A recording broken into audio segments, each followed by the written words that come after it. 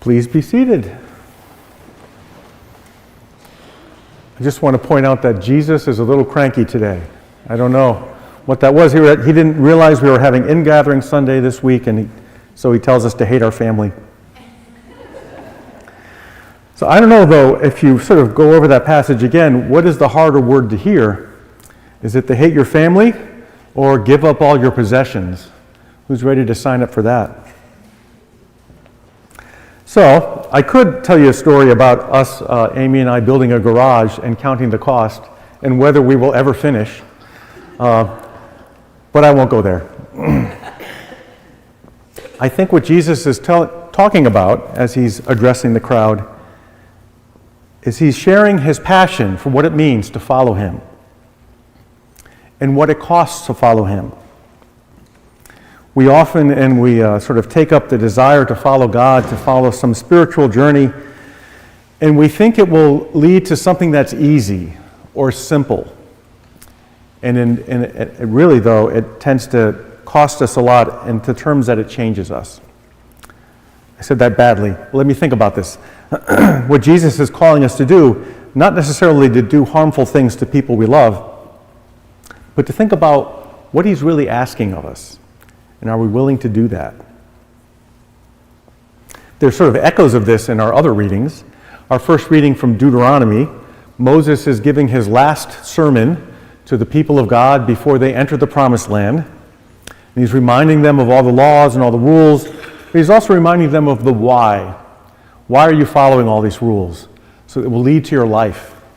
It will lead to your deepening of relationship with God and the building of a culture and a society that God desires for you, and that will lead to good things. And when you get to that promised land, you're going to be tempted to do other things. Things that are easier, things that are more popular, things that everybody else is doing. And that will not actually lead to your life. And that's the gist of what Moses is getting at. We have a kind of also echo of this in the Psalm, Psalm 1. That first psalm, the preface to all the other psalms, is a piece of wisdom literature, talking about those who delight in the law of the Lord. What's their outcome? They're like trees planted by streams of water, and they flourish and they blossom. Not so the wicked, who are like chaff that the wind blows away. Choose, which will you be, the wise or the foolish, the faithful or the wicked? And then we have this interesting letter today. The letter to Philemon. I say Philemon. Other people say Philemon. I don't know. Anybody here speak 2,000-year-old Greek? Probably not. So I'll say Philemon because I'm used to it. So this interesting letter that Paul writes to an individual. And in this letter there's this story about Onesimus, who is a runaway slave. And he somehow leaves the household of Philemon and finds Paul, wherever Paul is imprisoned, and adopts the faith, who becomes a Christian and becomes converted. And then Paul sends him back to Philemon, asking him to treat him as an equal, as a brother, and to perhaps even send him back to Paul so he can help Paul in his ministry. There's a lot about this letter that's quite extraordinary. In the New Testament, there's no sort of specific, very clear mandate to end slavery. The whole New Testament just sort of assumes that's the world they live in and that's how people live. But in Paul, in his letters, and especially in this letter, he talks about how we're different once we become part of the Christian family. And we can no longer treat each other in those ways. And so he makes this argument that Onesimus is no longer a possession, an enslaved person. He's now a brother, therefore an equal. It must be treated differently. 2,000 years ago, in the Roman world, households were organized, and the main sort of guiding principle is that whatever your place in the household, you should always bring honor to your household and never bring shame. And the household of 2,000 years ago was not our sort of little nuclear family of father, mother, children, but extended family. So there's a patriarch and many generations and perhaps cousins and other relations living under one roof. And there were servants and, of course, enslaved persons. All of them thought of themselves as belonging to that household. And their job in life was to never bring shame upon that household, but to always bring honor. And Onesimus, by leaving, brought shame upon his household in that sense. But Paul is describing a different household, a household of God, the household of the faithful, a different kind of distinction of honor and shame. Instead of thinking in terms of propping up the structure of the industry of that particular household, whatever that farm produced or what have you, to sort of bring wealth and honor to that place. Instead, there's a different kind of connection with the people within that body. And they are seen as one body. In fact, an image of Christ, displaying that to the world. What's extraordinary about this letter, of course, is that Onesimus bears this letter to this household, which happens to be a church meeting in Philemon's household.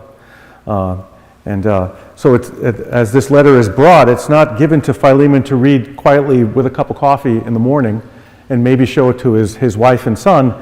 It's read publicly before everyone in the household of God. The teaching, of course, therefore, is not just Paul sort of putting trying to get Philemon to do the right thing. He's teaching the whole household about who they are together and how they have now a new relationship with one another. This letter, as extraordinary as it is from 2,000 years ago, boy, what a great letter for Ingathering Sunday, don't you think? How do we see each other in this household of God? How do we belong together in this household of God? 2,000 years ago, Philemon was asked to sort of reject a social construct of how he understood himself in relationship to his servants and his enslaved servants and his other household members. How are we to see each other differently as we now belong to this new reality? I think that is maybe what Jesus is getting at in his very stern words about hating your family and about giving away all your possessions and about counting the cost. To what do you now belong? And what are you willing to do to belong to this new thing? I think we're always being asked to sort of examine, how am I here and what do I expect of myself being here? We have, as we step outside the door and continue with our life, and maybe we often think of that as the real life, and this is kind of a fantasy life. Is that correct? Do we do that? Maybe we shouldn't. We are North American, middle class, mostly white people. We have a kind of way of understanding our way in the world. We're very materialistic. We're very individualistic. We often, without thinking, define ourselves and our neighbors by what we have and what we've accumulated and what we might be able to earn. We often think of ourselves as people who have rights, and our job in life is to sort of perfect the self so that we can be an even better person, or more virtuous, or more acknowledged, or more honored in some ways. And I think the gospel sort of asks us to examine that. Is that what we really should be doing? Is our job as a person to be better than our better self, to sort of lose weight and be smarter, or be more clever? Or is my job to be a servant to others, to set aside my ego and think not in terms of what do I need to be perfected, but what does my neighbor need to survive, to grow, to whatever? And in terms of accumulating stuff to sort of, make it in the world, maybe I don't need to accumulate stuff. Maybe instead to let go of things. I think that's what Jesus is calling us to do, especially 2025. How much stuff do we have to let go of in our attic, in our back of our minds, and our expectations about ourselves and others? What do we need to let go of? Let go of all your possessions. What are those things that are possessing us that we need to let go of? This all sounds harsh. It's going to make you not want to come back next week. Jesus is offering us to let go of honor and shame, or whatever else other cultural values that guide us unconsciously, to let go of those things And instead, enter into a community of generosity and grace. Everything we have is a gift. Do we believe everything that we have is a gift? Or is there some part of us that holds on to, I earned it, it's mine? And do we have souls that are generous rather than souls that are worried about perfecting self? This is hard. It's not easy. However, it is good. Following Jesus is always the way to go. It's the choice we should make. We may have to carry a cross. We may have to let go of things. It'll be hard, but it'll be better. So thank you all for coming for In-Gathering Sunday. I give you permission to love one another. You don't have to hate your family. And yes, you have to give things up. And we're here to help one another do that. That's why we gather. Amen.